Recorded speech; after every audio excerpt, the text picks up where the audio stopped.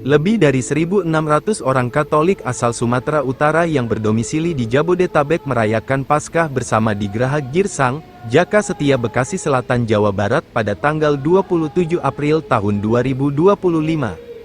Paskah bersama tersebut dirayakan dengan misa syukur yang dipimpin oleh Uskup Agung Medan Monsinyur Cornelius Sipayung OFM Kapusin didampingi oleh 6 orang imam lainnya. Dalam homilinya bertepatan dengan perayaan Hari Kerahiman Ilahi, Uskup Cornelius menegaskan bahwa gereja mengundang setiap umatnya untuk memandang wajah sejati, wajah yang paling inti dari Allah. Wajah itu adalah wajah belas kasih yang hidup nyata dalam diri Yesus Kristus.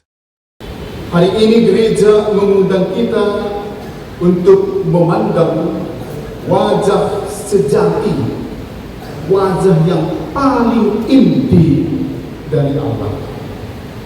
Wajah itu adalah wajah belas kasih yang hidup, nyata, konkret dalam diri Yesus Kristus yang bangkit. Lebih lanjut, kata uskup bersuara merdu itu, dalam Minggu Kerahiman Ilahi, kita diundang untuk masuk ke hati terdalam Tuhan, yang ada di dalam hati terdalam Allah, bukan hukuman, bukan murka, melainkan belas kasih yang meluap dan mengalir dalam bentuk penyembuhan terhadap orang sakit, perhatian terhadap orang yang menderita, pergaulan dengan orang berdosa, dan terutama pengampunan. Menurutnya, kerahiman Allah dalam bentuk pengampunan ditampakkan oleh Yesus yang bangkit, yang datang kepada murid-murid yang sedang ketakutan dan merasa bersalah yang begitu mendalam. Yesus mengatakan, "Damai sejahtera bagi kamu." Mereka yang disapa Yesus dengan kata-kata damai sejahtera bagi kamu, adalah orang-orang yang sebelumnya meninggalkan Yesus. Mereka seperti Petrus yang mengatakan, "Kami tidak mengenal Dia." Biasanya, jelas Uskup Cornelius, kalau kita dikhianati, disakiti, kita panas, itu manusiawi. Damai yang disampaikan oleh Yesus mengandung makna yang sangat dalam. Yesus menunjukkan luka-luka kasih dan mengembusi mereka dengan Roh Kudus sambil berkata, "Kalau kamu mengampuni dosa orang, dosanya diampuni." Inilah wajah Allah yang berbelas kasih dan Maha Rahim. Wajah yang mengampuni, itulah wajah keramiman Allah. Dalam seluruh Injil kita melihat bahwa kerahiman Allah tidak pernah hanya dalam omongan, tapi nyata dalam tindakan. Tentang ini Uskup Cornelius memberi contoh, kepada perempuan yang kedapatan berzinah, Yesus katakan, "Aku pun tidak menghukum engkau." Kepada Petrus yang menyangkal, Dia katakan, "Damai bersamamu."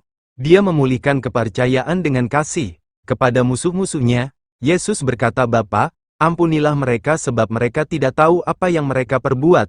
Jadi, kata uskup, mengenal Tuhan berarti mengalami kedamaian yang meruntuhkan ketakutan. Melihat Tuhan berarti mengalami pengalaman transformatif. Saudara-saudari, dunia zaman ini adalah dunia yang sulit mengampuni. Dunia lebih mengenal balas dendam daripada pengampunan. Dunia lebih menyukai penghakiman daripada pemulihan. Dunia lebih cepat menyebarkan aib daripada melindungi martabat. Bahkan dalam keluarga, komunitas, dan dalam gereja, sering luka-luka tidak disembuhkan karena pengampunan dianggap kalah dan kelemahan. Paus Fransiskus yang baru saja meninggal mengingatkan kita demikian. Mengampuni bukan berarti melupakan keadilan, melainkan menyembuhkan hati. Misericordiae Publius. Pengampunan, saudara-saudari, menyembuhkan hati. Jika kita tidak mengampuni, luka kita tetap terbuka. Maka jangan tunggu sembuh dulu hatinya. Jolo malu marahku asal ampuni. Sembuh dulu hatiku maka ku ampuni. Itu salah. Ampunilah maka hatimu akan sembuh. Apa itu dendam? Orang yang dendam adalah mereka yang meracuni jiwanya, meracuni hatinya. Dan hati adalah pusat dari seluruh tubuh. Meracuni hati itu juga akan meracuni seluruh dunia. Dan mereka yang dendam, tak sanggup mengampuni, inilah calon-calon mempunyai penyakit jantung, kanker, asam urat, stroke, pokoknya penyakit-penyakit bergengsi. Dan sumbernya adalah ketidaksanggupan mengampuni. Dendam menjadi racun dalam jiwa. Tanpa pengampunan, hidup menjadi tawanan masa lalu, sulit bergerak ke depan. Dan kalau kita tidak mengampuni, merasa ada musuh, merasa ada orang yang dibenci, gerak langkah kita pun terbatas. Dengan membenci, dengan berdendam, kita membatasi gerak langkah misi kita. Kata ini satu manusia, di situ nanti dia yang tidak kita sukai, itu membatasi gerak kita. Sebaiknya, saudara-saudara, jika kita mengampuni, kita dibebaskan, bebas berjumpa dengan semua orang. Dengan mengampuni, ingat, mulai mengampuni, maka hati disembuhkan. Dengan mengampuni, luka disembuhkan. Dengan mengampuni, hati kita menjadi makin serupa dengan Allah. Santa Faustina Kowalska menulis demikian: kasih sejati terwujud, dan boleh juga dikatakan seseorang itu sungguh mengasihi kalau dalam dirinya ada pengampunan. Pengampunan menjadi pusat dari pewartaan prinsip. Kerahiman dan pengampunan tidak dapat dipisahkan. Pengampunan adalah wajah Allah, wajah operatif dari kerahiman Allah.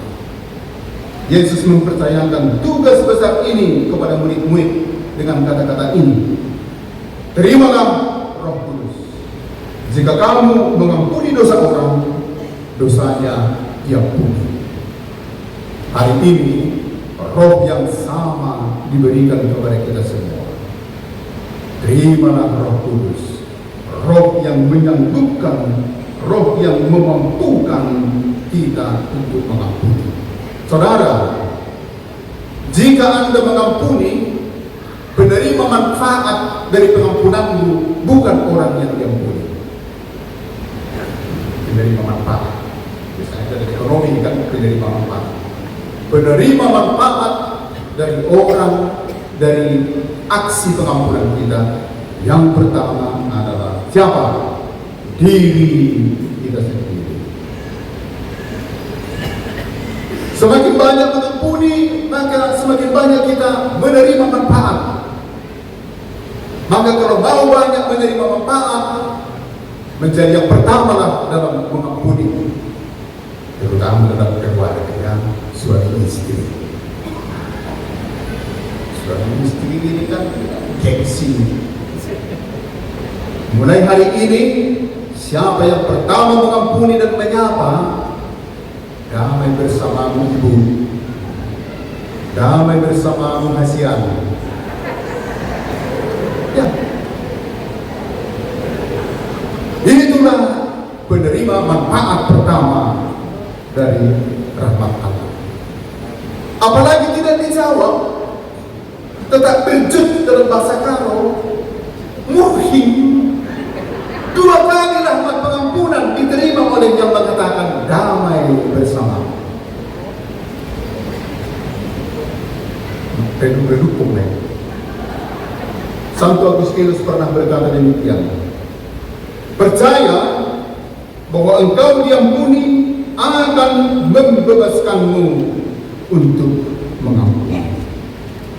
Saudara-saudari, Thomas dari ragu menjadi saksi kerahiman.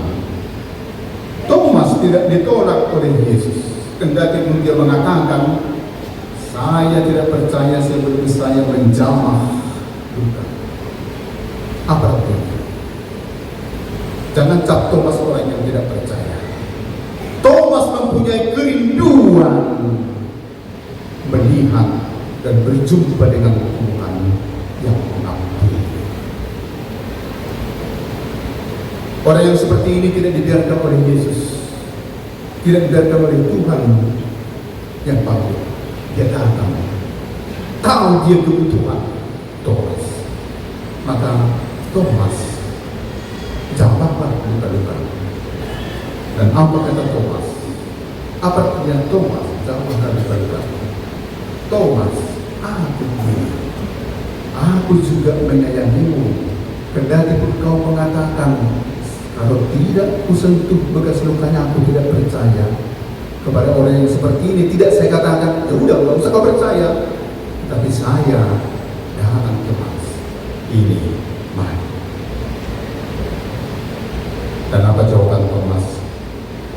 Ibadahku Tuhan, Tuhanku dan Allah. Saudara-saudari, pesan Injil jelas bagi kita hari ini. Jadilah wajah Allah di dunia ini yang membawa pengampunan. Tak usah dulu jauh-jauh mengampuni mereka yang jauh. Ampunilah dosa, kesalahan, kekurangan pasangan. Sering terjadi sebelum pesta seperti ini pun takutan. Jadi tidak enak. Selalu ada seperti ini dalam kegiatan usaha. Jadi kesempatan mengampuni. Daya kekuatan pengampunan, itulah wajah kerahiman Allah. Dari situlah lahir gereja. Jadi duduk gereja, agenda gereja dan wajah Allah mengampuni dan mengampuni. Santo Fransiskus dari Assisi dalam doanya mengatakan ini, di mana ada kebencian, biarkan aku membawa cinta. Di mana ada luka, biarlah aku membawa pengampunan. Saudari-saudari, kita adalah wajah-wajah Allah di dunia yang membawa pengampunan. Maka mari kita sambut pesan Yesus hari ini. Damai sejahtera bagi kamu. Damai yang lahir dari hati yang mengampuni.